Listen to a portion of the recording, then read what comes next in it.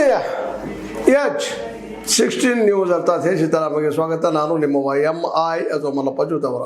ಆತ್ಮೀಯರೇ, ಅಂತೂ ಇಂದು budget session ಕರ್ನಾಟಕದ್ದು ಮುಗಿಲಿಕ್ಕೆ ಬಂತು, ಅದೇ ರೀತಿ ರಾಷ್ಟ್ರದ್ದು ಸಹ. ಇವತ್ತು ಮಾತಾಡಬೇಕಾಗಿದ್ದು ರಾಜ್ಯಕ್ಕೆ ಸಂಬಂಧಿಸಿದಂಗೆ ಸಿದ್ದರಾಮಯ್ಯ ಬಜೆಟ್ ಬಗ್ಗೆ ಮಾತಾಡಬೇಕಾಗಿದೆ.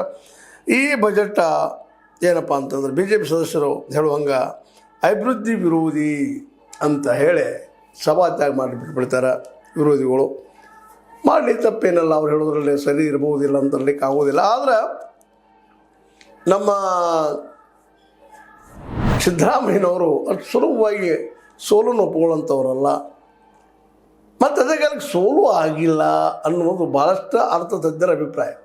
ಯಾಕೆಂತಂದರೆ ಈ ಆಲ್ರೆಡಿ ಗ್ಯಾರಂಟಿ ಹೆಚ್ಚು ಕಡಿಮೆ ಅವ್ರು ಹೇಳಿದಂಗೆ ಇಲ್ಲಿವರೆಗೆ ನಿರ್ವಹಿಸ್ಕೊತ ಬಂದಿದ್ದಾರೆ, ಕೊಟ್ಟಿದ್ದಾರೆ.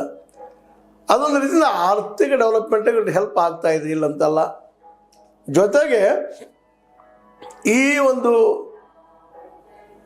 ವಿಶೇಷವಾದಂತಹ ಗ್ಯಾರಂಟಿಗಳಿಂದಾಗಿ ರಾಜ್ಯ ಆರ್ಥಿಕ ಸ್ಥಿತಿ ಸುದೃಢ ಆಗ್ತದೆ ಅನ್ನೋದು ನಮ್ಮ ಸಿದ್ದರಾಮಯ್ಯರ ಮಾತು.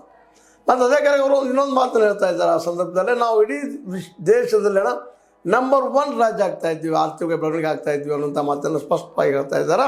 ಅದೇ ಕಾಲಕ್ಕೆ ನಮ್ಮದು ಅಂದರೆ ಕರ್ನಾಟಕದ್ದು ತುಂಬಿದು ಕೂಡ, ಆದರೆ ಕೇಂದ್ರದ್ದು ಏನಪ್ಪ ಅಂದ್ರೆ ಖಾಲಿ ಚೊಂಬು, ಅವ್ರಿಗೆ ಕೊಟ್ಟಿಲ್ಲ ಅಂತೇಳಿ. ಯಾಕಂದರೆ 53 ಲಕ್ಷ ಕೋಟಿ ರೂಪಾಯಿ ಕೊಟ್ಟಂಥ ಆ ಬಜೆಟ